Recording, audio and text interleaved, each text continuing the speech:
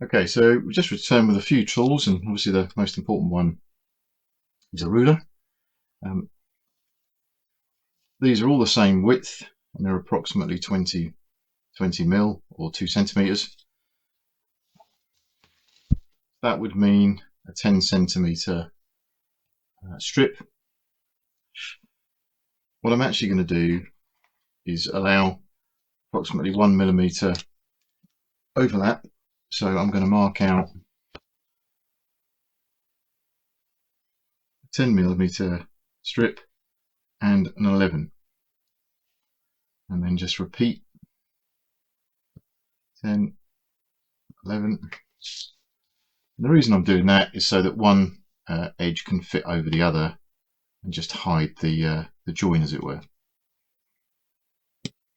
10, 11, 1, 2, 3, 4, 5, 6. And we just need two more.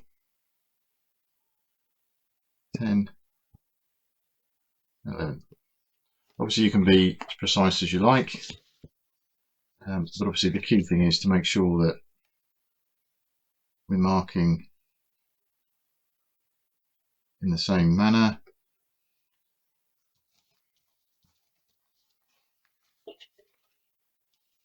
So if we started with a 10, this end has to be a 10 as well. 10, oops, 11, 10, 11.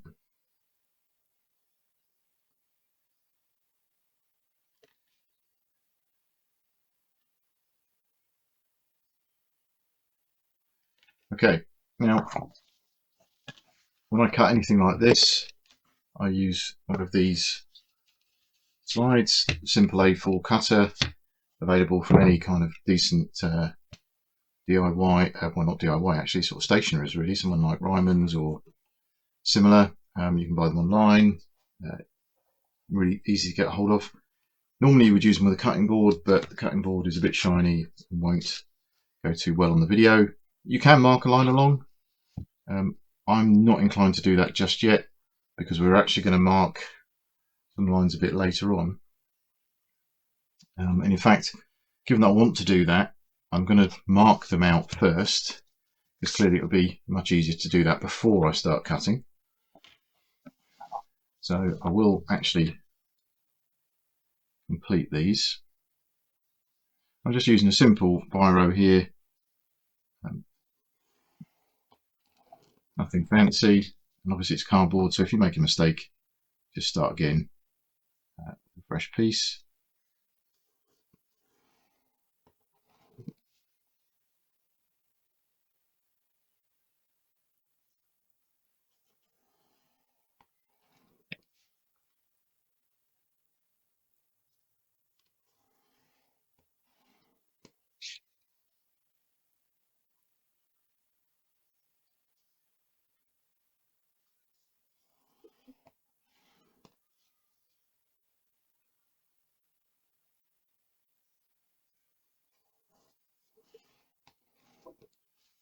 And obviously when we're going to mark some further lines, the challenge is going to be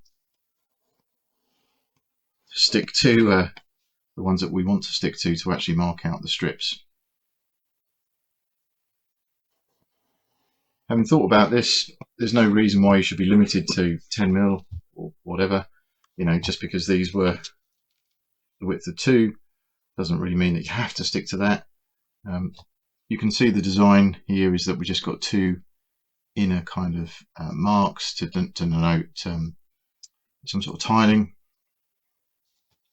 So given that we're going to probably not require the full length, just for my own sanity, I'm just going to mark just faintly each edge so that we align ourselves to the correct piece. Now, if we're looking to do two lines in the middle, they're approximately 5 and 7 millimeters from the edge. So if we stick with that as a principle, what I might do is do 4 and 6. just to keep them noticeably in the middle. Obviously where we've got the 11mm section, what I probably should have done, what we'll then do is make sure that we're 4mm, that 11mm section will overlap here, which means that will be, in this particular case, 1mm away. So we're still going to be that's actually going to be, let's do it this way around. I'm going to lose a millimeter.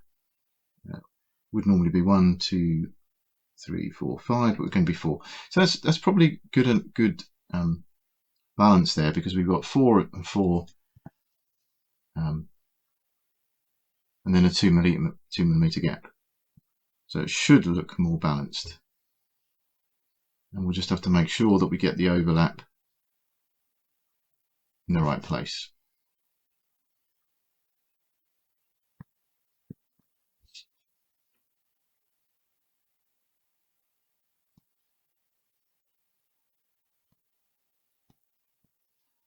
So again, just 4 and 6, very roughly is probably fine.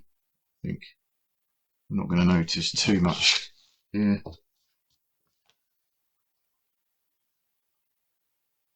Four and 6.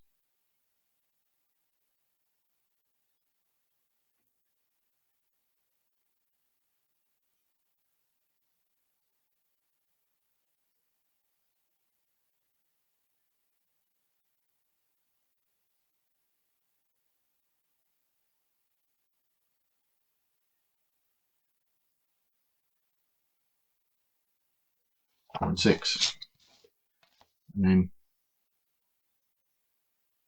similar to what we've just done. Now, just for my own benefit, I'm doing that a little bit fainter. Not sure whether you can quite see that on the camera, but it is just slightly less pronounced. Just by obviously running the ballpoint pen just a little bit softer without pushing down too much.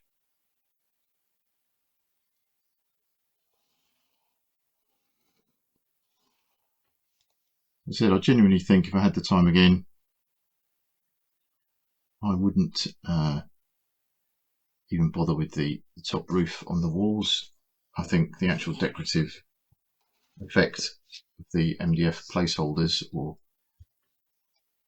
supports is actually something that would look absolutely just fine.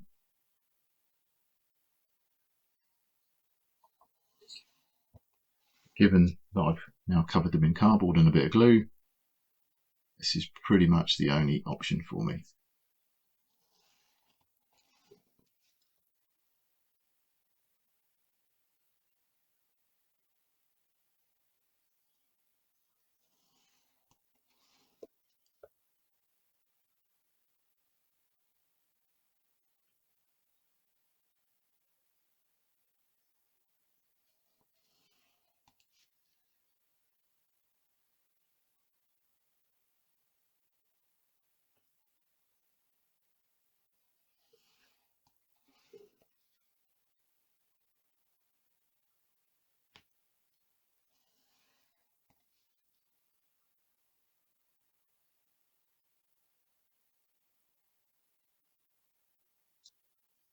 We will also be pulling some lines down the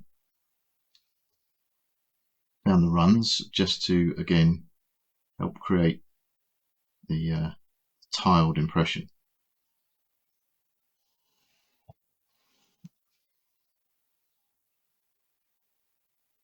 We're nearly there.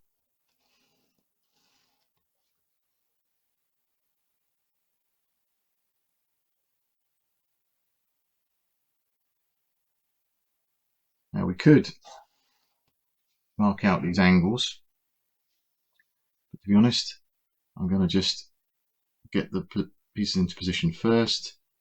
I like to make sure that they're, when I say into position, what I mean is just offer them up to the model. make sure that we've got the right alignment and then the right length. And as part of that, I'll then put that angle in, which to me looks like a simple 45-degree angle. But what I'll be doing is measuring this point and this point, and then just simply drawing a line appropriately. So it'll be here and here for this one, and obviously making sure that we've got the same cutaway on the receiving side. Now, you can't really tell, but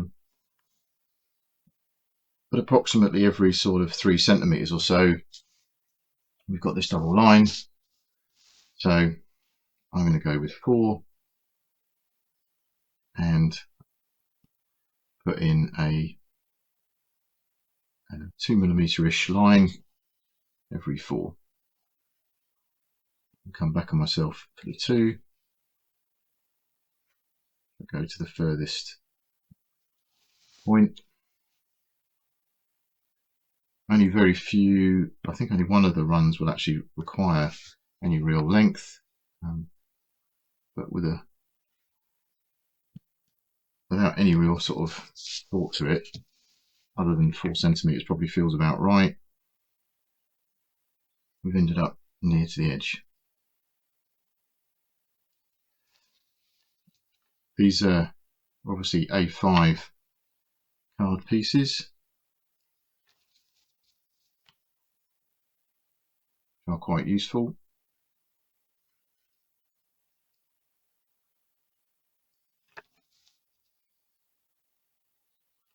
I said you could use MDF, and there's absolutely nothing wrong with that.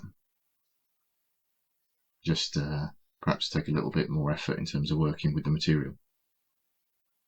Okay.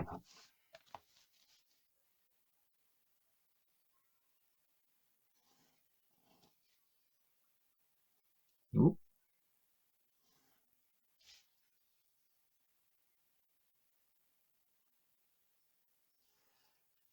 Let's try not to make too much of a mistake at the very end.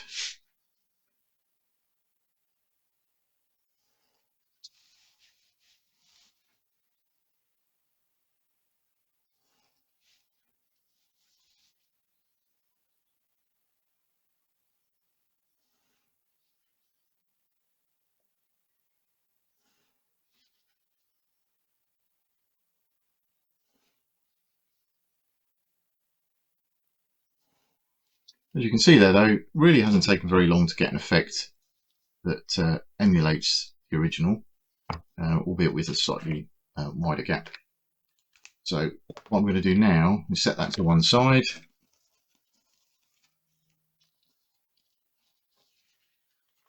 Oops.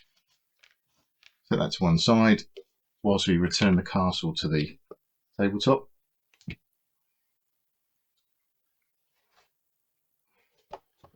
And I'm going to remove the upper sections.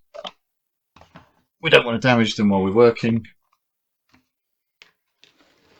I'm going to take the remaining pieces of these away. So as you can see, what I've left myself with is a bit of a job, because we've got a combination of cardboard stuck and glue residue. You probably can't see too well from the video, but we've still definitely got a line here where we've got the underlying tags. Now they could be left. Then obviously what that means is we would just have these touch points for our new roofs. So my preference is to remove them using a pair of snips.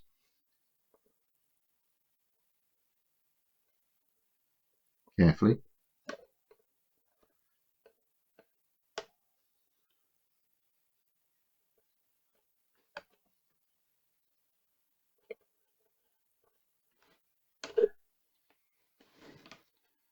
One more up there.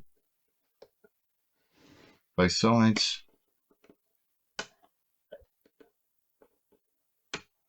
So the preference is to remove them, simply because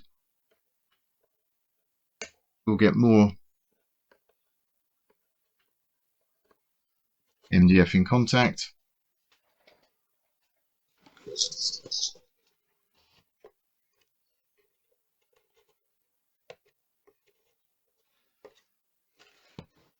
And that's going to make our wall fit better. Straight edge file. Give us a nice straight edge. Which you've seen before, MDF really doesn't take a lot of filing. This is the only one that's going to be awkward because of its position.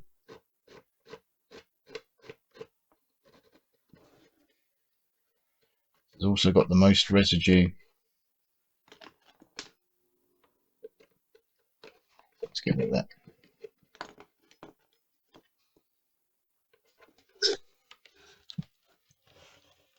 And it's just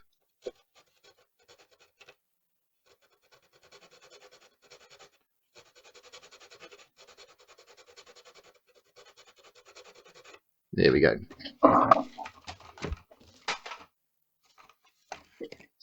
Well, that noise was me knocking over the top sections.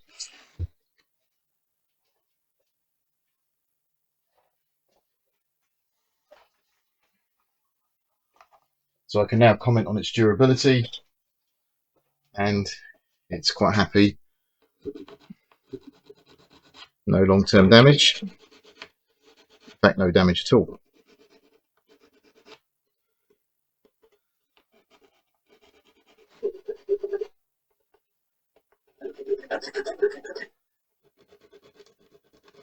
I think it's really important when you do videos like this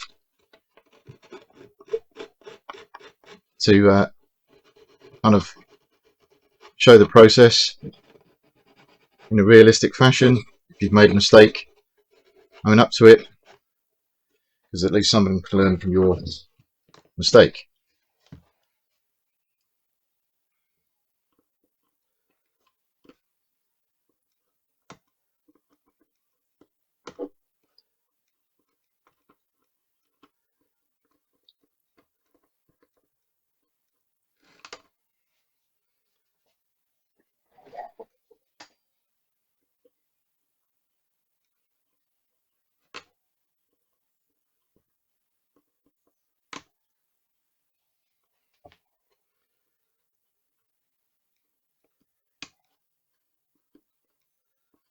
If you can, if you find yourself in the sort of mess that I'm in, and you can remove the old cardboard, it's obviously a good idea to do so.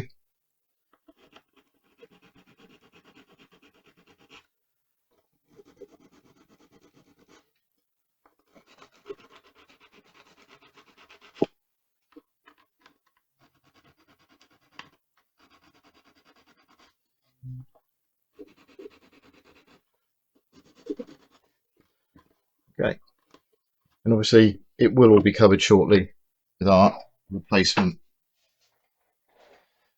wall, but that still doesn't mean that we shouldn't try and make it as neat as possible.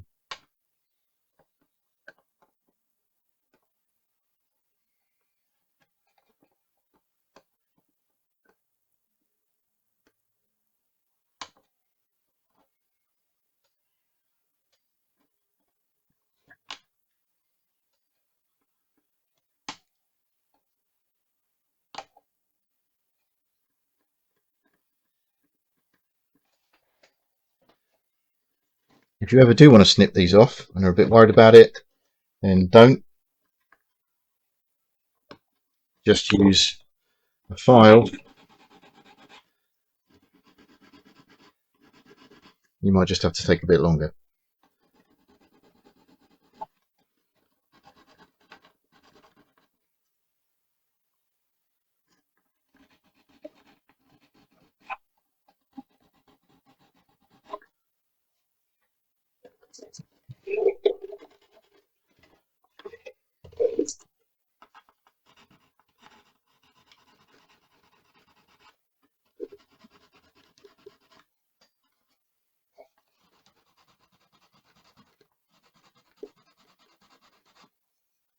Okay.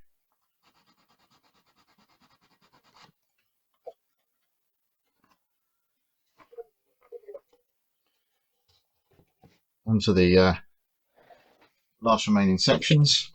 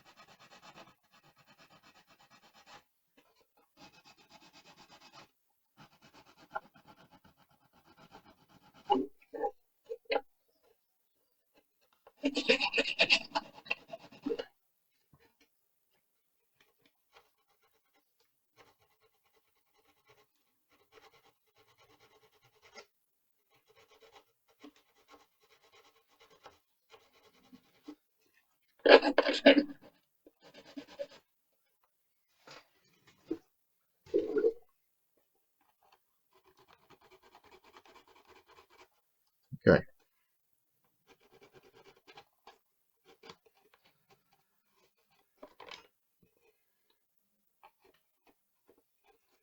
There we go. Right, very last section at the top here.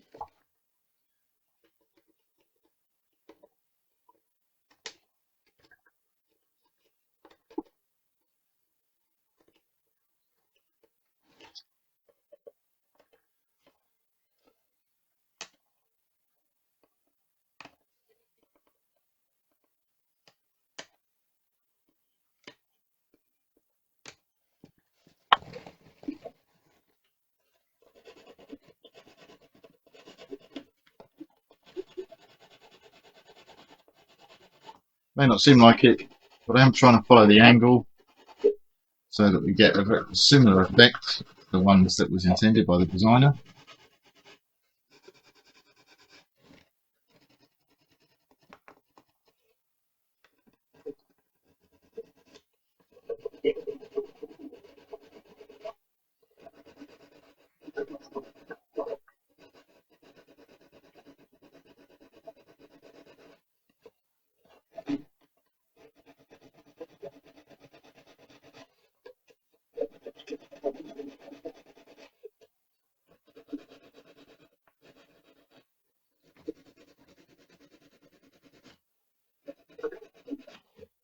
Okay, so a little bit messy, but we're sort of prepped now. This is actually one of the more challenging walls. It's the longest one, and it's got the overlap or the angle that we need to allow for. So what I'm going to do now is switch to actually cutting out the sections that we need. Let's just see how we get on. So clear off some of these bits, give us a bit of a fighting chance at having a flat surface. So just in terms of measuring, the long section is approximately 19 centimeters. We've got 21 at our disposal. With the overlap, which we can see here.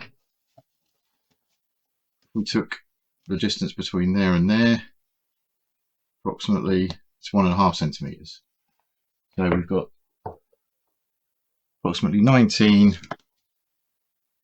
we've got 21 here. So we're probably going to be really lucky in that that's going to be just about the right size for us. And again, what we can do is we can take that angle and put it across 2 so that we give ourselves the right shape from the get-go. Now, for no other reason than I think it's the right thing to do, I want the outside edge to have the 1mm overlap and the inner edge to be slightly smaller. If we're going here, the outside needs to have the long piece. So again, just to revisit the measurements, I did 10 and then 11. So it's going to be the 11mm one that has the edge. Now, it will actually be that way round because we're going across that way, not that way. So if we were to assume that we can measure this accurately,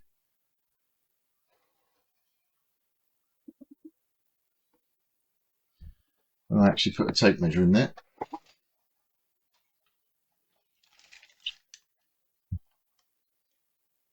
It's actually 19.5, possibly 19.6.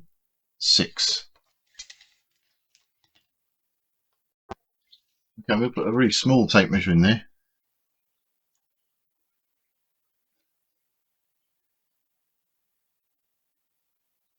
That's actually 19.7. So what that tells me is we're going to mark up to 19.7 on the outer edge.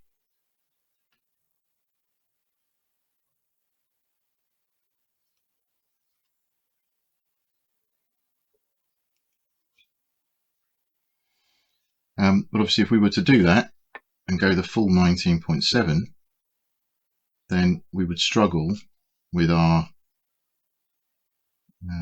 sort of overlap here. So if we were just to, for the sake of convenience, mark there and there, the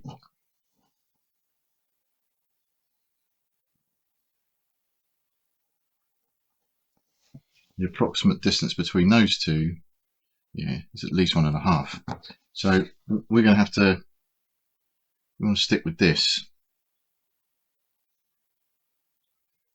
Instead of going to 19.7, come a little bit under so that we allow for the angle that we need. So in fact, why not just mark from there to there and take that angle. We'll use the whole length of the strip.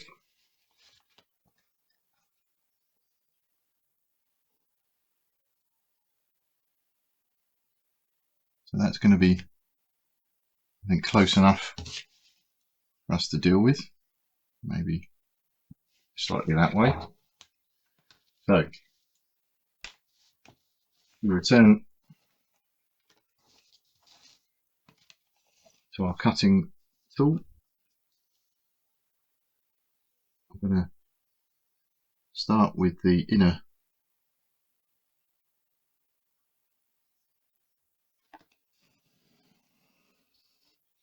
you don't need too much pressure, just make sure that the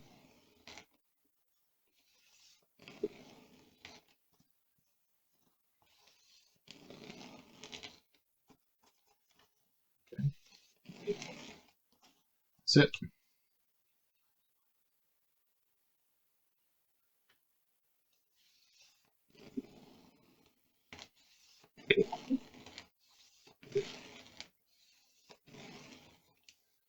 Okay.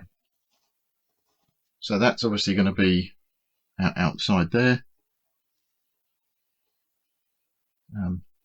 and will stick like that.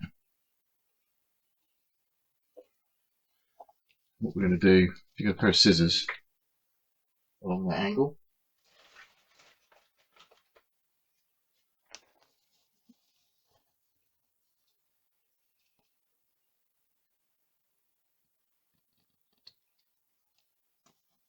and we might as well do, oops, corresponding angle here.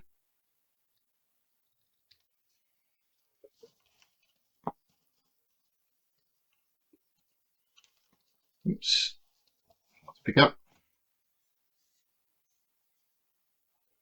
So we've got that, and we've got that. Now, the inner one may need a bit of extra trimming because I've worried more about the outer one. There we go. So something like that. And obviously that will be on the outside. I think what I'm going to do is glue the outside piece first and then butt the inner one up against it. So return to our trusty glue, bring this forward, so it's a bit easy to work with.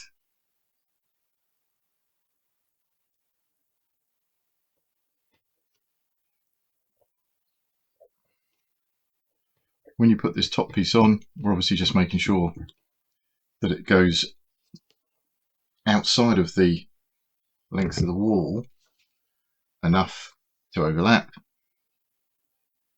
but obviously oops,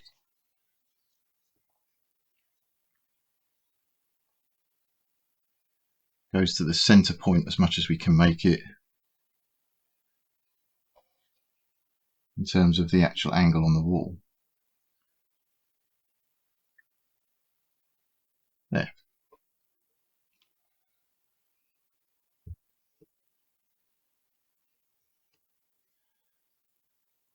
So given that that is not as durable as the original would have been,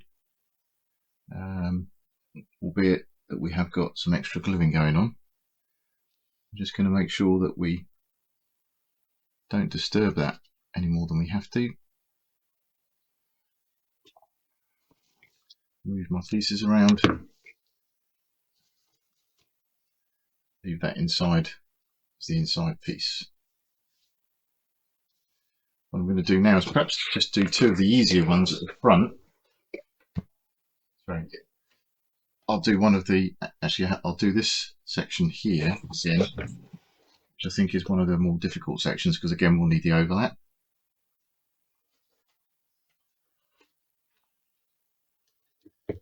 So again, this overlap wants to be outside the length of the wall.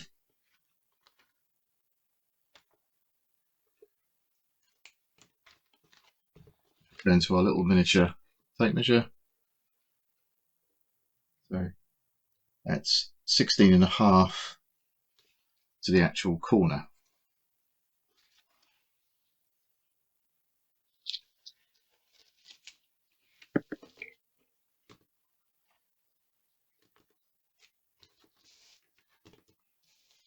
Again, if we were to measure that,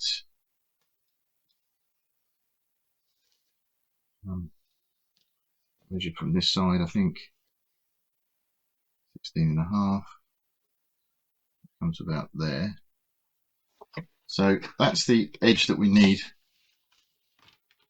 for our length, but obviously we need to come outside again.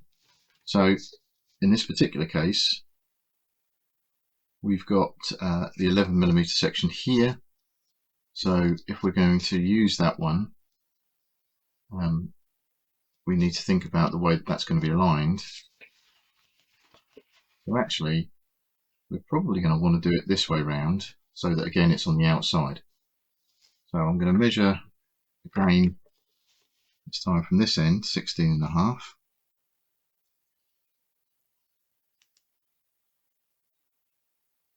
Make a little notch. Now again, if that represents the inner wall, we line that along there, we can put that angle down there. It's not very good, is it? Let's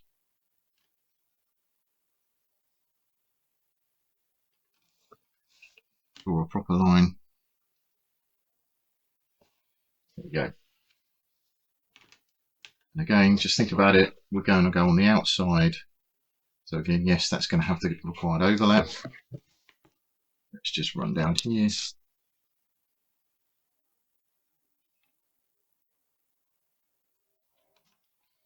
Again, probably just do the outer one first.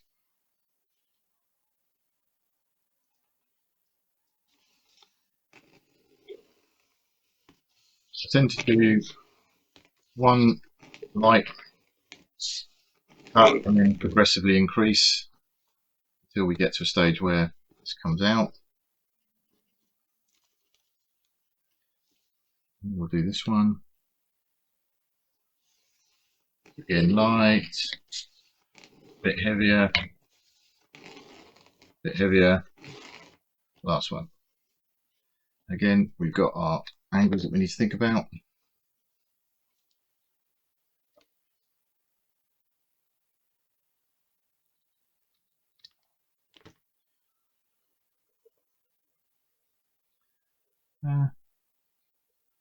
Perhaps a little bit over there compared to what I thought we'd need. So I'm going to just revisit the measuring. 16.5 plus whatever that tag is probably gives us something like 17.2, and we've actually ended up with a bit more than that. So we can come in just ahead of that line there. So again, probably could use the cutters, but I'm going to just start with a pair of scissors. And actually that's beginning to feel a little bit nicer there. Excellent. Again, just put some blobs of glue down here. Oh.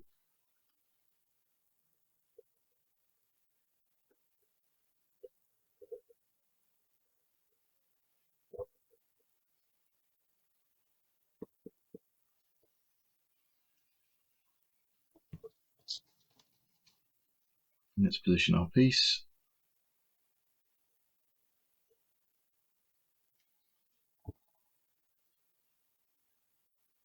Make sure it just sits proud a little bit of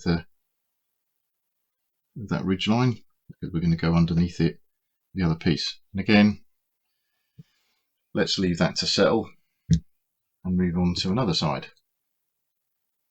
And in fact, we can actually do one of the simplest bits of the lot, which is this run in here.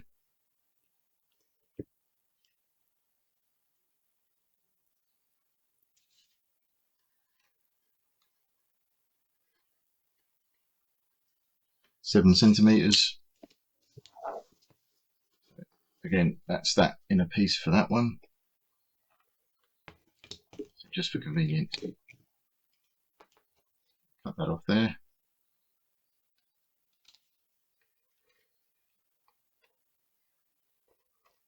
So we know which one it is.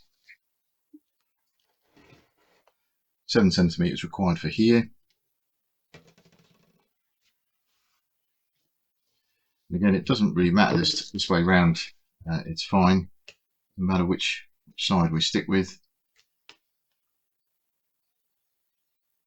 7 centimeters is there. We go up to the next line.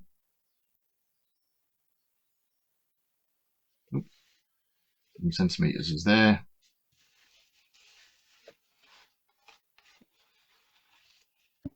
Just to help ourselves a bit later, we'll draw a guideline.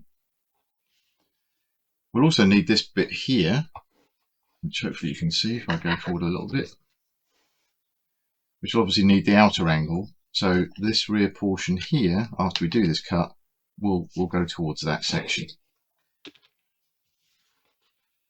And just for now, let's cut this one out. And I'm just going to cut down to the first section. Similarly with this one.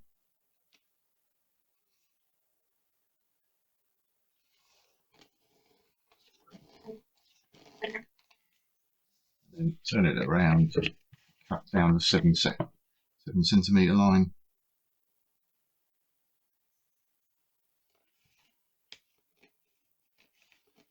In fact, just for convenience, I'm going to finish. Oh no, it didn't need to. I was going to cut it with scissors, but it's just pulled up anyway. So again, we've got, let's offer it up, make sure it's okay. Yeah, it's just about the right sort of height. Sorry, the right length. Put that inside so we know which one we're using.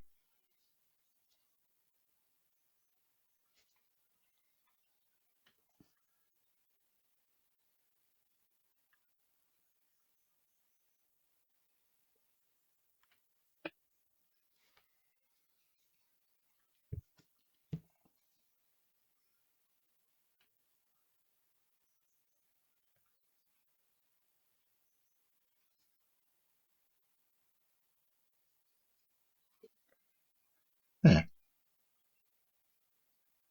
it's fine. So what I'm going to do now, give it a bit of drying time. We'll restart the video after we've given it, I don't know, maybe about 20 minutes. Okay, we've given it a little bit of time to dry, about as much time as it took to make a cup of tea.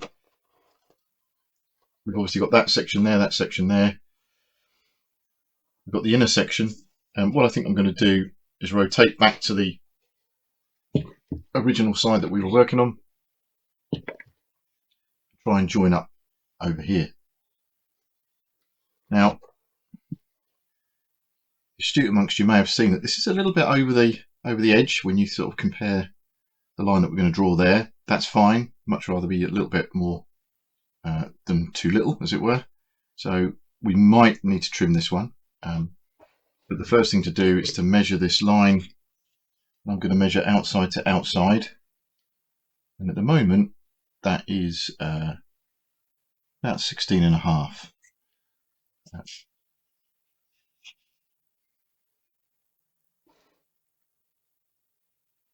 So I'm going to work on the premise that we do a 16.5 run with the outer edge, and then we'll check the alignment.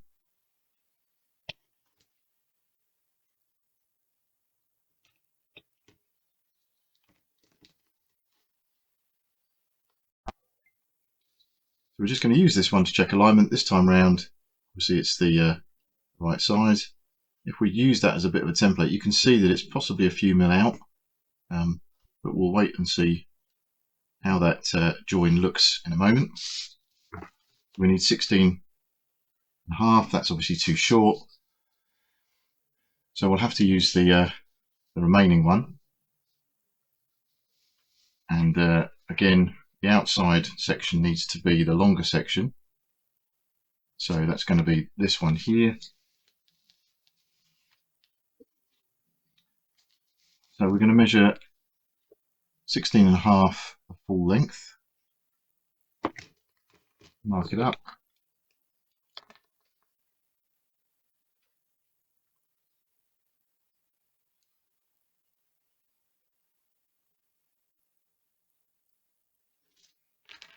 and then put that there just to give us an indication of where we need to be.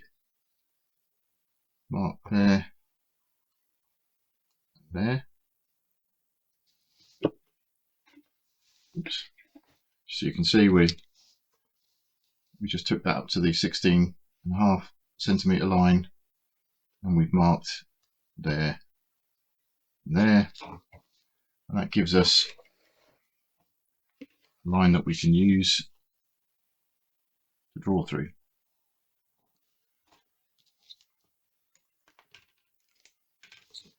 So again, we're going to use this template. I'm going to just finish cutting this top section out.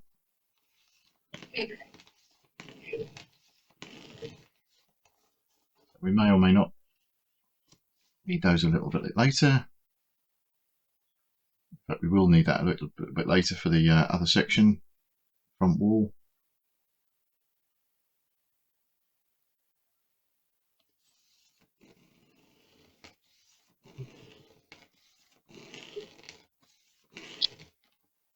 Okay.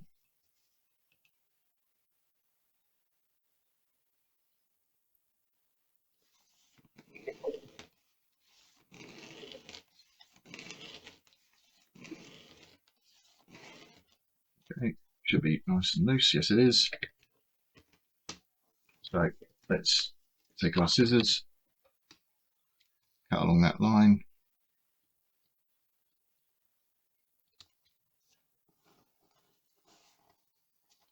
Take our scissors and cut along this line. So obviously that's the inner piece. This is the outer section. And when we line that up along there, you can see that that's a little bit proud of that section. So what I'm going to do is just gently locate that there like that, and we'll come back a bit later, trim this off and line them up. Okay, so same again as we've been doing. Put some glue along each of these supports.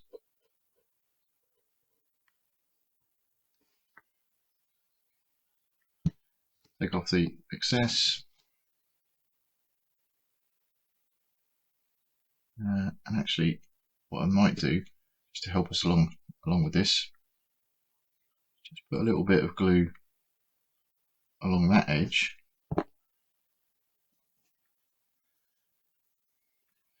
Clean some of that off. Align it along there. Make sure we bring that forward so that it touches.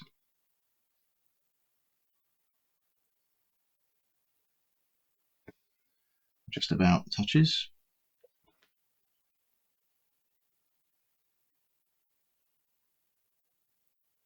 There.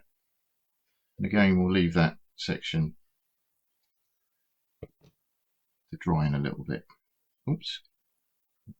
Do recommend not doing what I just did and fiddling with it once you've got it set. It's a real temptation to kind of do too much.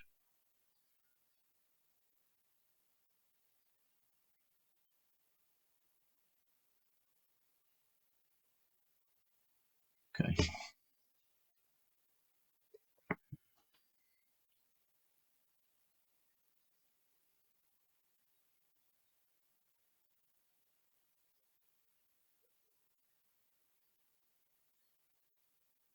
There. Okay. So we're going to leave that one again to dry for a few more minutes.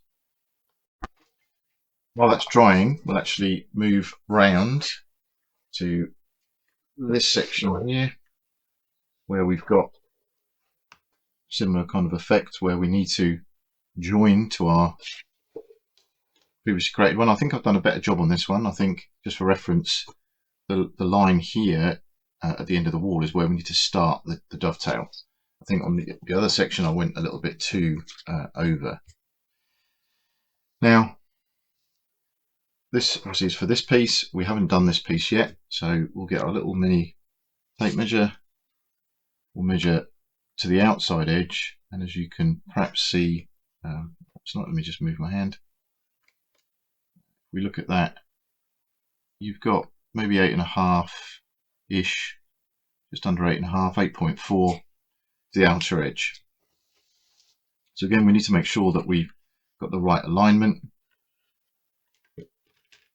So return to our template. And again, we want the 11mm section to be on the outside. Just check the measurements. So it's this one here. So again, if we want that one to be the 8.4 that I said, we need to make sure that we mark out to 8.4.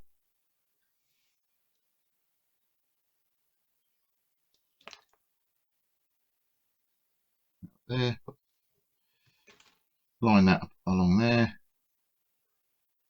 so that we get an opportunity to mark the inner one.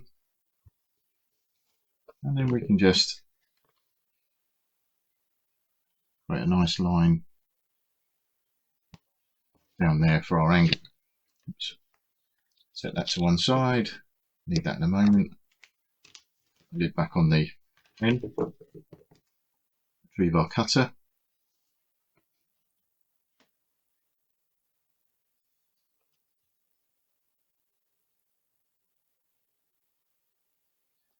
Carefully follow the line.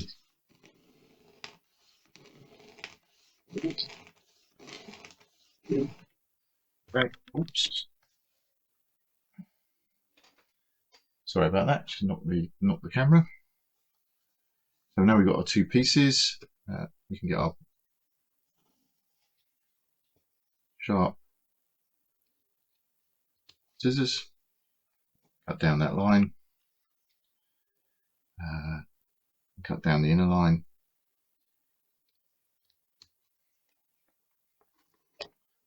Now we're in a position where we need to just check that. Again, I've done a little bit over there, so I'm going to just check that I've got the right one in terms of length. So this one is the larger one.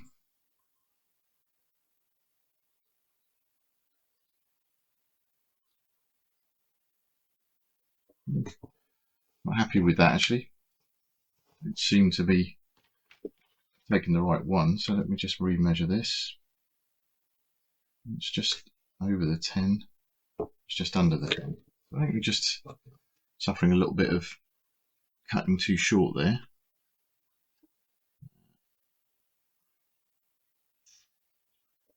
I'll just take a little nick off the edge of that one and just see what I think about the overall effect. It's positioned.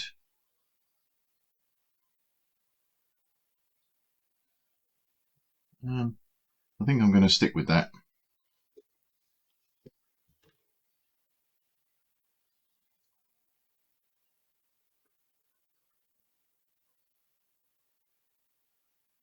Oops.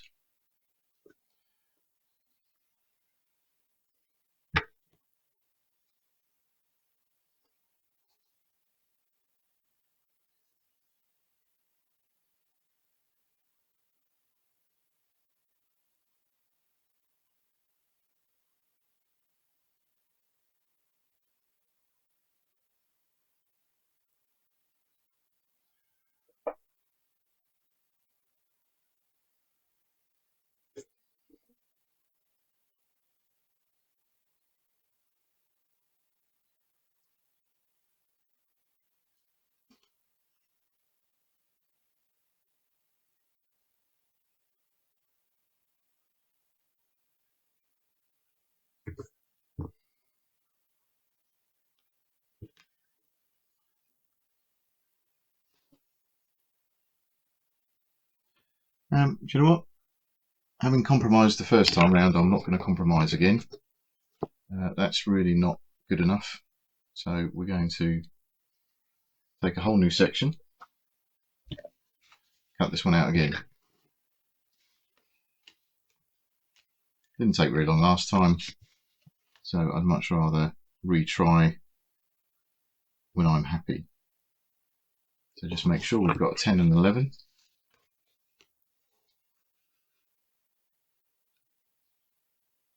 10, 11.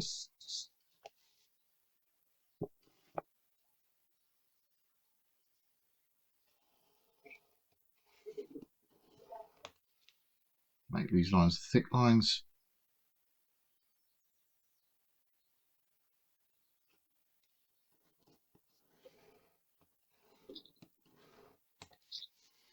Okay, and as you saw before, we did 4 and 6, and a 4 and 6. We just switch those around. Do a 4 and 6, 4, 6.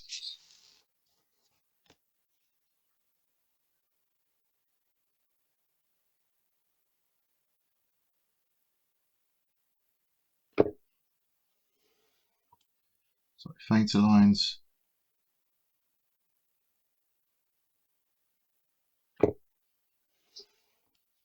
Faint lines.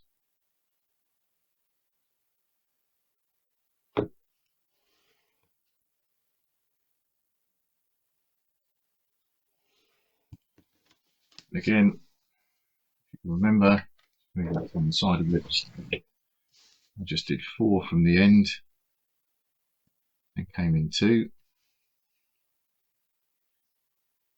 4 from the end, came in 2. 4 from the end, came in 2. That's already more than we will need.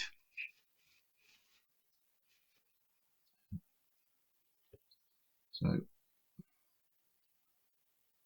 we'll just make sure that we've got those lines marked.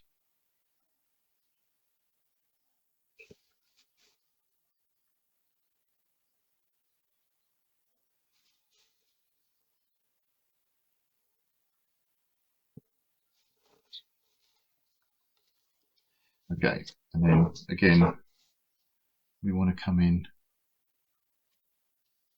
8.4, put our template down,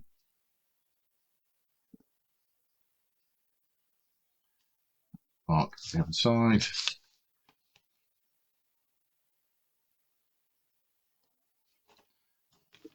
put our angle in, and let's cut these pieces out.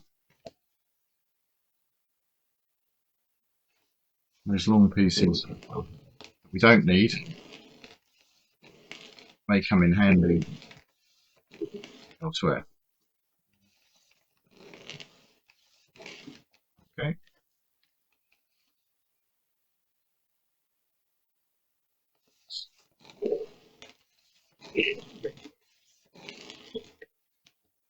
There we go.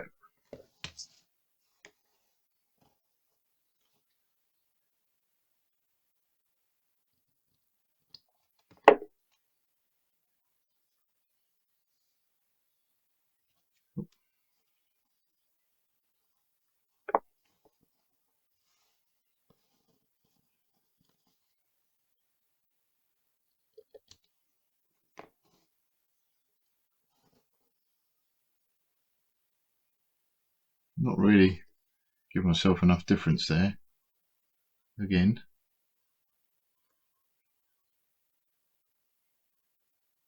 that certainly got a slightly better effect. I'm just going to really just take a very thin slit off the end. Let's just revisit this gluing.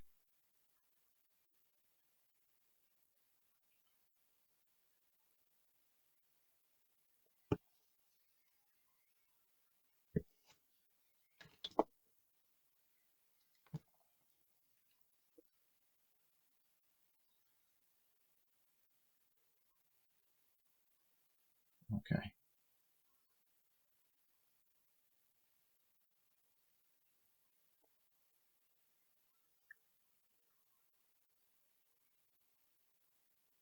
Okay.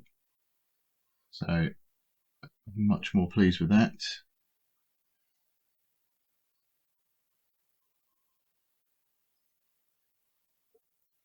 There we go.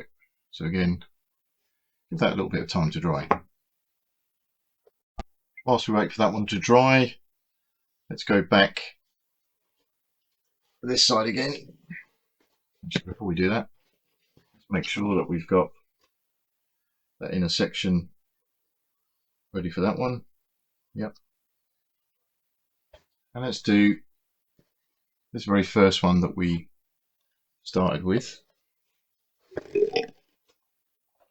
Now that angle actually has to go up in there, so as you can see that's too long.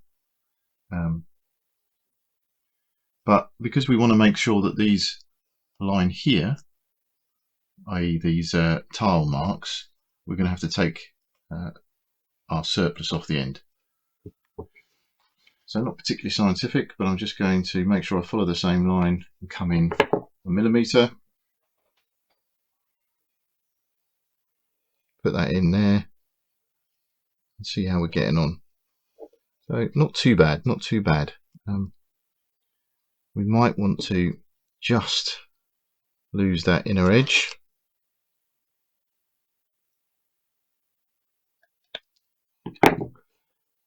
Again, there, that's better.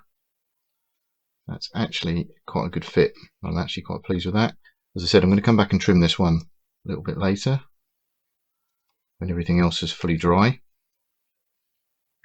But in terms of fitting, alignment, really can't ask for more than that. So remember to open up the glue.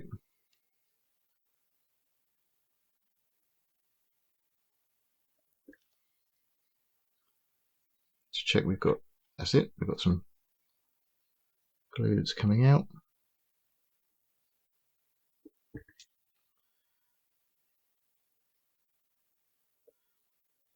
All the way along those supports. And here, what we probably want to do is run a thin amount up the, or actually you see me, it's probably not going to qualify as a thin line, but we just make sure that that can bond to the section above. Tuck it in there, make sure that roughly that aligns with our tile lines. Align it like that. Here we go.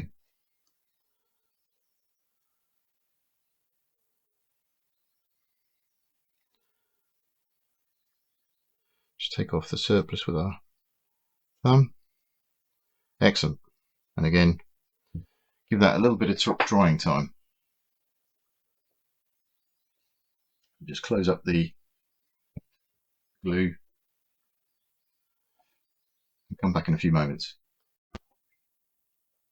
Okay, let's carry on. Let's revisit some of the pieces that we need to clock around here. Move those away. I'm not going to do that one just yet because obviously we're still waiting for this one to dry. But this side over here has been in situ longest.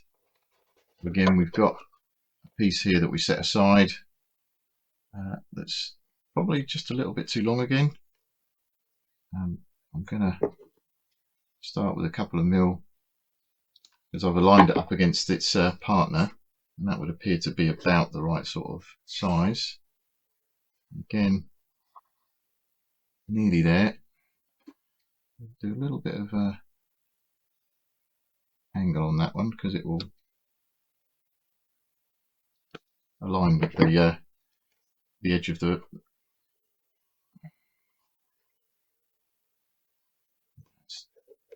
Excellent.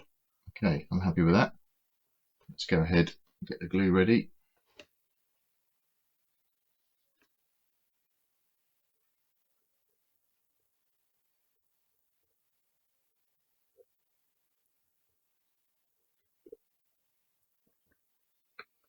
Again, just check the alignment, run a quick set of glue down here.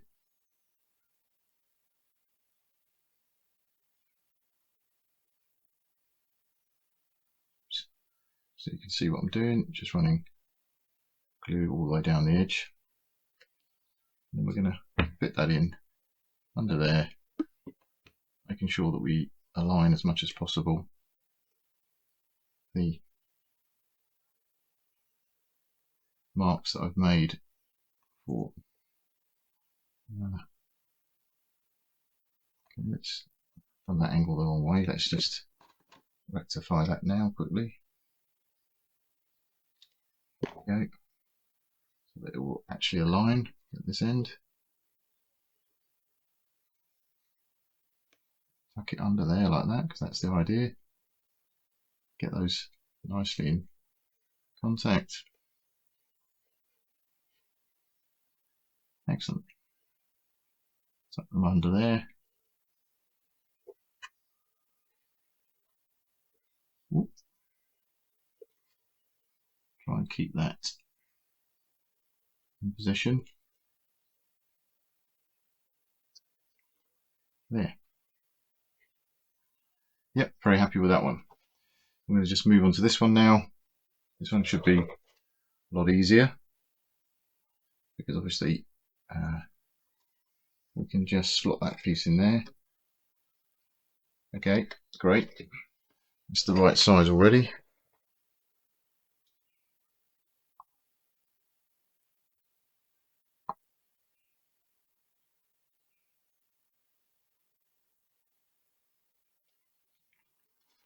And again, just run some up the edge.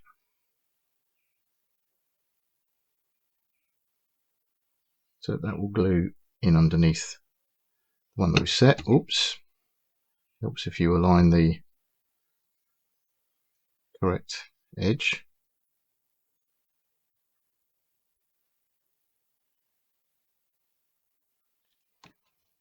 So let's just wipe that one off a little bit with our finger. Drop that in. Tuck it under. Again, try and work the surplus off with your finger,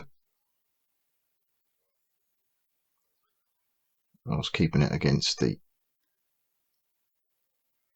There. Okay. That's great. So we just have this section, this one over here to fill in. Probably going to do this one actually while it's in front of me, simply because I think it will help to keep this one in position.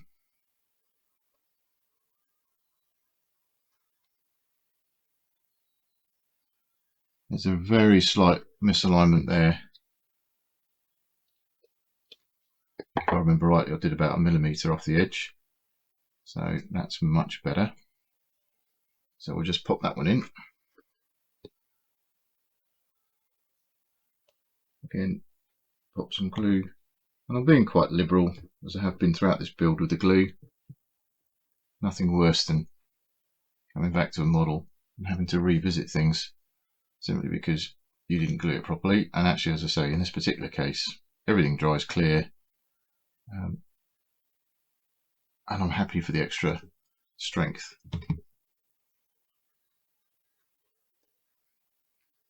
Underneath.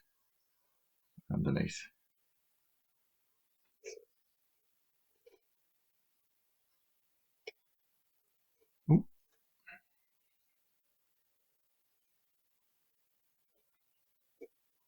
Picked up some glue on the fingers, so let's just rub those to get rid of the glue. Hold that in position with a clean finger. Okay, just for completeness, put a little blob of glue in there,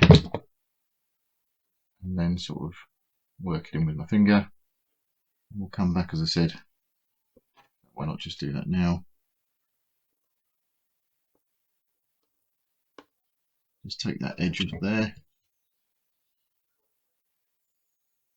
A little bit of a run down there.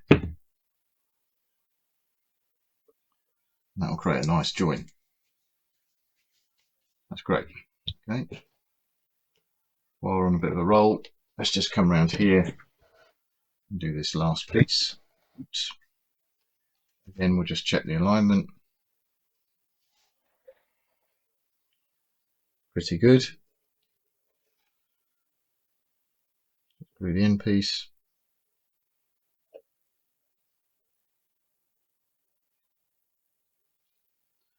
We're going to run another line up there.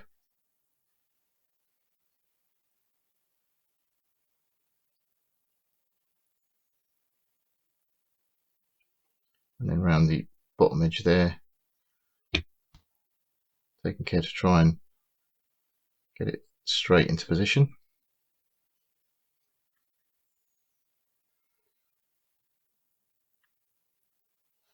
Line put things together. There we are. So again, just a little bit of a trimming required here. These scissors I've purchased are specialist sharp scissors, really, designed for paper cutting. Similar, and with a bit of care you can, similar thing there. Then I'm going to just put a bit of strength on the join, on some glue down there, work it in with my finger, and leave that to set. Okay, so that's the revised view in terms of the walls, and I'll try and blend in the section here where you can see what we're about. But again, I think in terms of general look, that is certainly better than the effect I had last night, and I'm very pleased that is a lot closer to what was intended with the original pieces.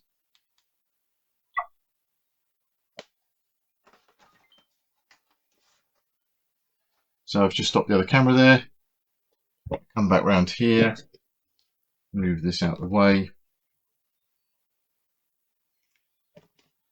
Just spotted a little bit of a line there in that section over here that I want to fill in.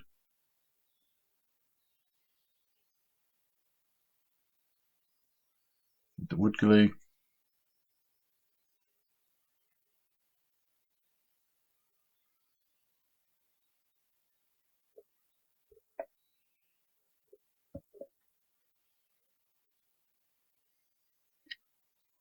So that really is it now in terms of the build.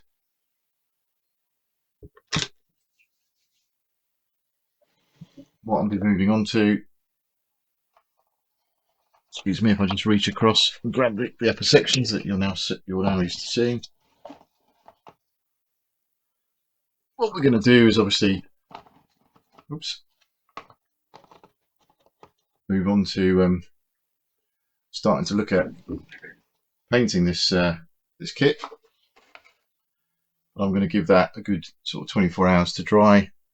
Make sure that all of the joints are well formed in terms of the cardboard joins, particularly the new sections that I've put on. On occasion you will have to go back and revisit some of those, and by that I mean just check that you've got the glue and you've got the correct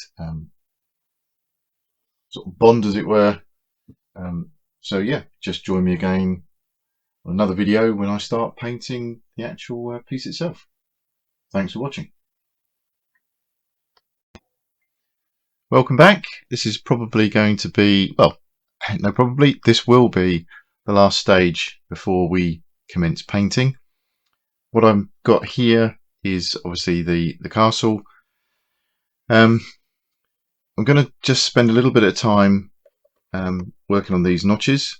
As you saw earlier, the top sections will fit in and out of these, so when we come to paint them, I want plenty of movement or freedom there to actually place the top sections on without it being, you know, something that we can't do when the paint builds up. So again, just a flat file, I'm going to run that through there, maybe do a little bit more each side. I'll do that obviously off camera. However, the other thing, just a couple of other points. We've got a join here. I've been umming and ahhing about whether I should fit an extra sort of wrap around this section. For information, the Samurai Castles quite often had an outer section which was, at the corners anyway, additionally protected. So large cornerstones were laid here all the way up each of these protruding edges. And if I just take that down a bit, you can see that at the bottom here we've got a bit of an opening. So I'm going to close that up and probably re-glue it. But I think what I'm going to do is get some additional card, measure out the size there, and see if I can overlap that over the edge. For two reasons: one, strength for the model itself, but also just a little bit more alignment in terms of the historical sort of construction that the Japanese castles used. Other than that, I'm very happy with the overall model. I'll just take the camera up a little bit. So you can see, obviously, this is fairly plain. And obviously in the background there, you can see the upper sections. All I did with the upper sections was to run round these joins, and you can still see the glue's wet. Just making sure, again, we've got a nice solid foundation to work on, and I've gone into all of the edges there. So I think we'll just move the castle. Then I'll cut these sections out, and as you can see from the angle, we're going to go around here. Oh, excuse me, let me just drop that down again. We're going to follow around here. I'll try a few just to see how I feel that will go.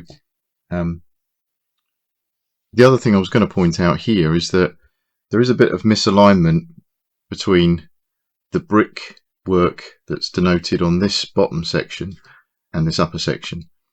I have a feeling that if you were a bit cleverer, you could check the alignment of each of these pieces, because they are they are effectively the same on all four sides, and just make sure that you got the proper alignment here. I'm not going to worry about that too much, because I intend to prime this surface using something like this quick drying MDF sealer, and then I'm going to be a little bit more defined with the painting. Quite a lot of people will just use a very thin wash and try and pick out this coloration. I've decided I'm going to do a very dark outline and then effectively fill these in, at which point all of this will be lost, as in I'll be creating the definition, I'll be creating the relief, and I won't need to worry about this misalignment. Clearly here I'll be using this as a guide. But yeah, I'm just going to go off camera, get these side pieces ready, and then I'll show you what they look like. Okay, so I've measured out a small grid, 30 centimeters width, 20 millimeters depth, and I've been offering up this as a template. Now I've marked them as square, but as you can see, when you look at the pattern that we're after, there's a noticeable profile where we're losing. Oops, sorry, excuse me. When I offer them up, we've got a little bit of a profile there where we have to follow the angle. So I've been cutting that out by eye, just to make sure that we've got the right kind of profile. I've decided I'm just going to put one corner block on each of the corner edges, just to tidy up the overall stability, strength of the model. So I'm going to go away, I'm going to cut these to the same profile. I need 1, 2, 3, 4, 5, 6, 7, 8, I believe. So I've made enough here to have a couple of spares just in case I need them. Back shortly. Welcome back again. I've finished cutting out the end pieces that we need. So now it's just a simple question: putting some PVA on, putting some PVA on, smoothing that around with your finger. In fact, I want properly good coverage here. I want it to sort of soak in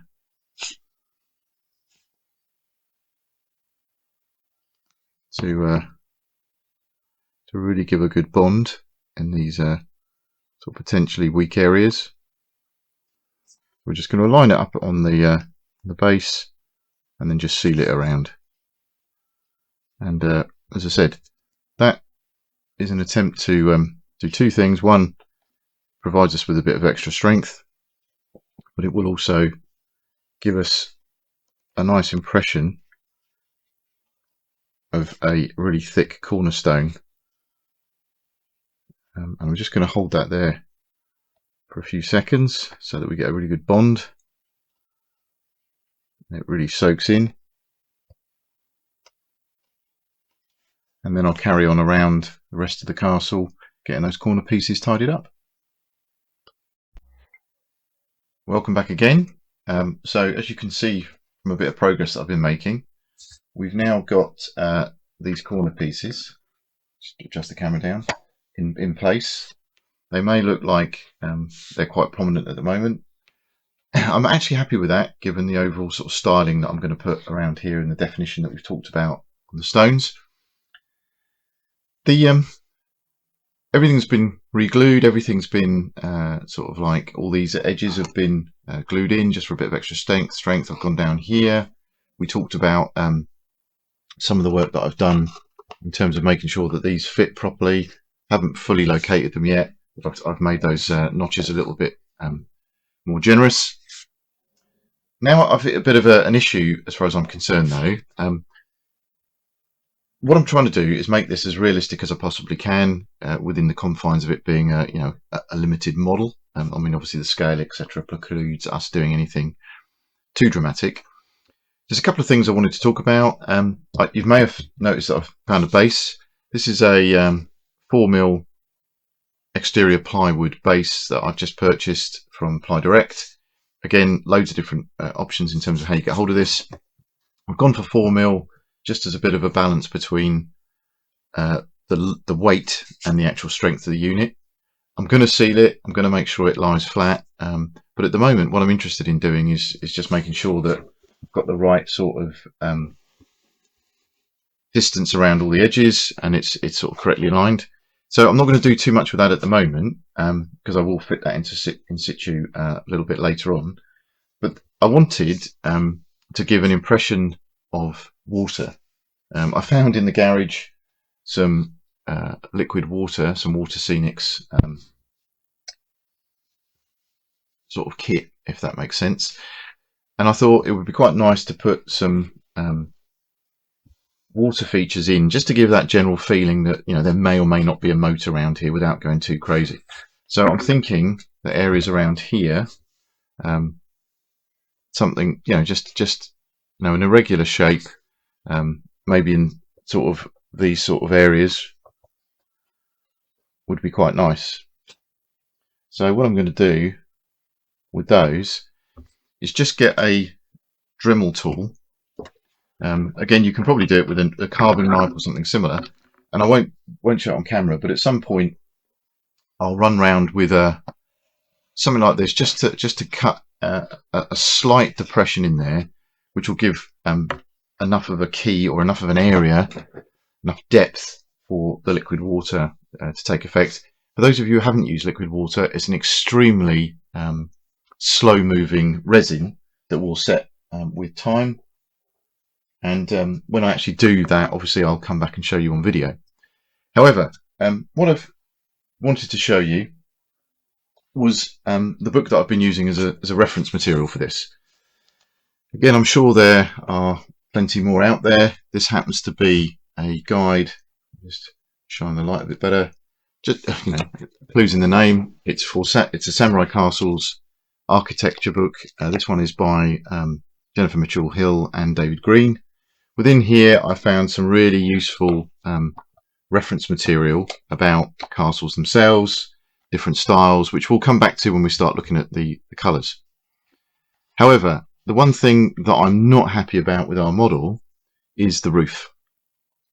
If we have a little look at a page that I've highlighted here, and hopefully you can see that in some detail at least. We've got here a section of the roof just showing in profile. Now this isn't particularly noticeable, and there are some images later on which are more noticeable, but every roof on a Samurai castle had these very prominent sort of semicircular effect tiles forming the ridge lines. Now if you look at our model, we've got on the roof, if I remove it, these lines, and you could effectively render that with paint, the similar impression, but I genuinely didn't think that was good enough. If we look at, I think there's one of these, I mean, you can see throughout literally no castle I found doesn't have that very prominent feature in terms of the actual roof itself. Let's just move this around here. There's another good one. So the effect we're trying to get really is we're trying to get this sort of cylindrical type effect down the length of the tile, down the length of the roof. So in our case, that will be following this line down here. And then where we've got a cross piece, or a gable, if that's the right term, we want to go down here. Now, I don't think with a model of this sort of investment in terms of time, effort and money, that you know, leaving it to card is quite really what I'm after. So I think there's a fairly easy solution, and I've gone down to the local supermarket and just bought a box of cocktail sticks. So when we look at these, they're more than adequate in terms of sizing, and I'm just going to I'll do it properly with a pair of snips. Here we go. Let's just flatten that out for a moment. I'm going to obviously come back and measure this properly, but I think if we were just to take the edge off, you'll see the effect that I'm after. So obviously I won't be using this one because it's too short, but what I think will make a really defined feature is if I follow the line with all of these cocktail sticks. I think we'll end up with a much more realistic effect. So next stage for me, bunch of these. I paid 60p for 300. So it is the sort of thing that it would have made a really nice addition to the kit had the manufacturer thought a little bit more about it. Sorry, just realised that probably couldn't see everything that I was doing there. So what we're trying to do is just cut the ends off of these so that they're flat. Sorry, so that they form a sensible line, and we're gonna run that down there, which en masse, if I use this other one that I did, which is a little bit shorter, you know, it's beginning to have that effect that I'm after in terms of recreating the roof. And as I said, I just spent £1.20 buying 2 boxes. Each box has got 300 sticks in. We're going to have more than enough to do this. And obviously I use these as paint stirrers and all sorts of things, so they'll come in handy. So yes, I'm going to do a proper little measure down all of here, glue all of these in situ, and then hopefully you'll agree with me that that was the right thing to do in terms of the overall effect on the castle itself. Back in a little while. Just thought I'd give you a little shot of work in progress. I've used the cocktail sticks to hide the original tags that we have on the roof. So basically I've laid the cocktail sticks over that portion just to ensure that we make the model as tidy as we can be. The difficult thing here is keeping them on the straight and level. Obviously I've got to come and do these side sections, but I'm going to give this side plenty of time to dry so that as we're moving around we're not disturbing these. I think just a word on 2 approaches I've tried. I've tried running the glue down here and then obviously offering it up onto the roof itself. That works. What I did find was actually more convenient was to run a line of glue down each section, each line, and then place the cocktail stick onto the bit that I've just glued. Obviously pays your money and takes your choice, but that's just what's worked best for me. Again, if you don't want to, I mean, I suspect I've answered my own question about why they didn't include this in part of the kit. It's just a bit of a commit in terms of time and effort, although to be honest, that whole section there and a little bit of chatting to you has only taken 5 minutes, in fact less than that. So it's really not that bad, and I think if the model's going to last and be with you for a number of years, honestly I think it's really worth doing. Okay, just to give you some idea as to time, this is 45 minutes in. I've put braces all down these roof lines. On these larger sections, I've concentrated on the edge pieces and the cross members for the gables. I've been particularly conscious that these end pieces are going to be taking a lot of wear, that they don't have a natural, you know, because they're on that point, if you like, they have a natural tendency to be a little bit weaker. so I'm going to give those the most times to dry. I'm just going to add this section on the upper roofs as well, and then probably give it a good few hours to dry in its current state before starting to fill in all of the infill in the same way that I've done here, fitting those into these sections. Obviously, common sense, these sections are identical, so you can get one cocktail stick, mark it, cut it, and then use that as the template for all the others. So I've actually found that bit quite quick. The difficulty is obviously getting them aligned, or not the difficulty, the time that it takes is getting them aligned, but I do honestly think it's going to be worth the effort once we see the painted model. And you've already stuck with a model that's taken quite a lot of time to build by the time you get here, so you might as well do a little bit more. See you shortly when it's all done. Okay, so here we are with the cocktail sticks applied. As I said earlier, I followed the grid lines initially. I think it's obviously to do this, you've already made a decision that you want it to look a little bit different from the model itself. I think the next question is, you know, how far apart do I have these ridge lines? I've stuck with the original markings, if you like, purely because it's a blend between time and effort. And I think if I go too much with these, it may sort of like end up being a flat looking roof again. But hopefully, if we just get a little bit of a look around, I think from a distance that has made a considerable difference to the actual roof line.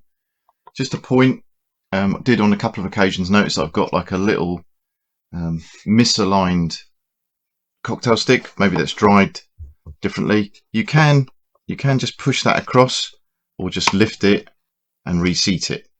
So I'm going to do that with this one here, but that's about the only one that I've really spotted. I'll actually get my snips and probably just lever this one off, maybe just move him around so that he forms up nicely. And then what I'll do is just run a little bit of glue down the side, maybe with the aid of another cocktail stick,